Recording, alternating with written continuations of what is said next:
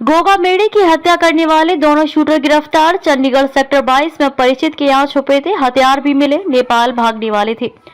श्री राष्ट्रीय राजपूत करनी सेना के अध्यक्ष सुखदेव सिंह गोगा मेढ़े की हत्या करने वाले दोनों शूटर्स को पुलिस ने शनिवार देर रात चंडीगढ़ से पकड़ लिया है।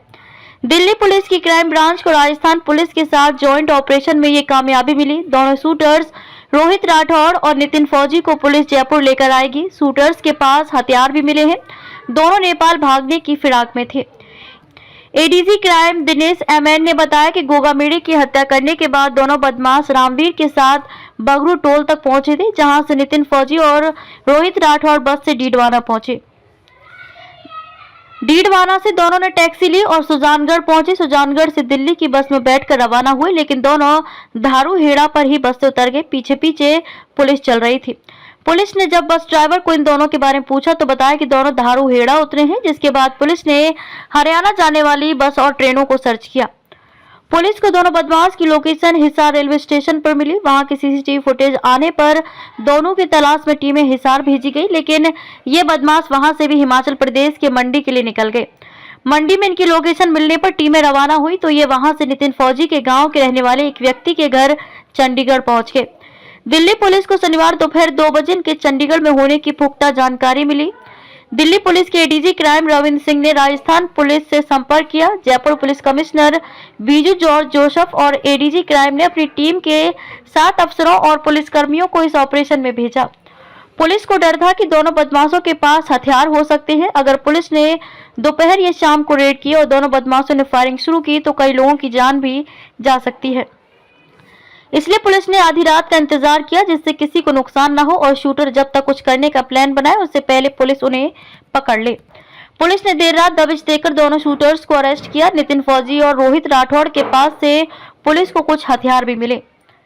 दिल्ली पुलिस दोनों से रोहित गोदारा लॉरेंस से संबंधित सवाल पूछ रही है। दिल्ली पुलिस पूछताछ के बाद दोनों को राजस्थान पुलिस को सौंपेगी। संभावना है कि दोपहर तक दोनों आरोपी जयपुर पहुंच जाएंगे। हत्यारों की गिरफ्तारी पर 5-5 लाख रुपए का इनाम घोषित किया गया था।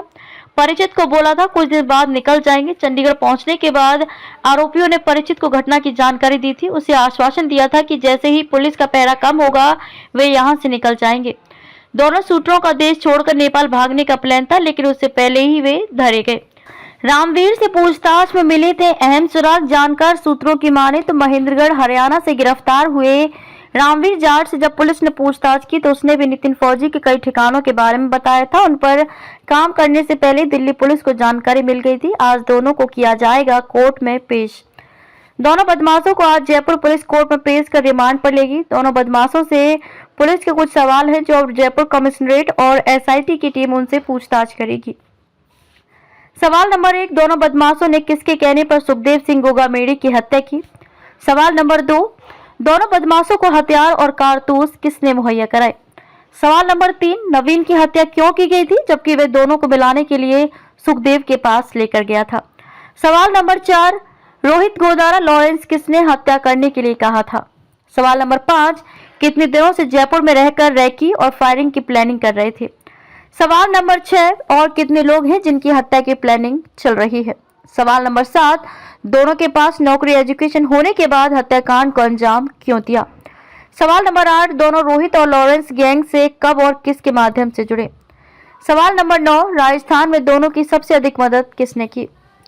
सवाल नंबर 10, हत्याकांड के बाद दोनों कहां पर भागे, कितना पैसा मिला? करनी सेना के अध्यक्ष को घर में घुसकर गोलियां मारी थी। 5 दिसंबर को दोपहर करीब 1:03 पर 2 बदमाशों ने गोगा मेढ़े पर गोलियां चलाई और फिर भाग निकले थे। गोगा मेढ़े को मेट्रो मास हॉस्पिटल ले जाया गया था, जहां डॉक्टरों ने उन्हें मृत घोषित कर दिया। गोगा मेढ़े के साथ घटना के दौरान मौजूद गार्ड अजीत सिंह की गोली लगने से गंभीर रूप से घायल हो गए थे। बदमाशों की फायरिंग में नवीन शेखावत की भी मौत हो गई थी। नवीन ही बदमाशों को गोगा मेढ़े के पास ले गया था।